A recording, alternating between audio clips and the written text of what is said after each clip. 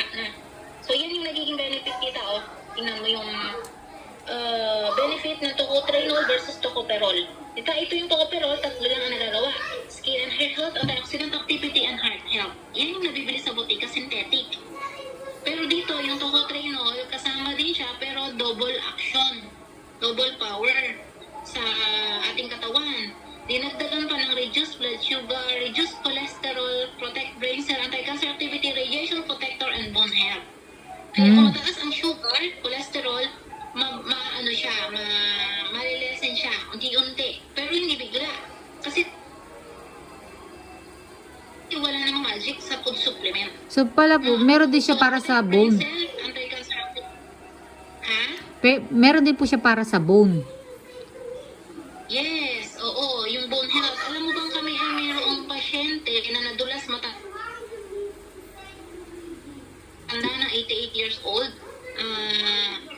Ano dito, yung kanyang bone dito sa may puwet, dito sa pigi, Oo. na ano siya, na nag-crack siya.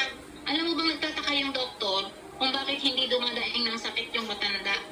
Oo. Dapat na 88 years old na siya. Yun. Tapos alam mo ba tita, colon cancer yun, stage 4. Alam mo, pagka-take niya ng 3 to 6 months nito, kasabay yung mga reseta ng doktor, cancer-free siya, declared ng hospital dito sa Lipa. So, pwede ito sa Oo, mga ay, ano. maganda. Oo. Tapos, radiation protector, yan. Bakit maganda ang ating produkto, yung Triangle of Health natin? Diba, exposed lahat tayo sa mga radiation ngayon. TV, malalaki, diba? Tablet, cellphone, o laptop.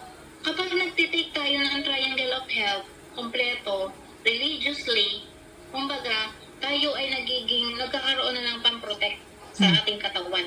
Opo. Hindi yung, di ba, okay, nakakatulong din yung salamin kasi sa mata lang yun. Hindi lang naman mata ang nagkakaroon ng radiation sa atin, di ba?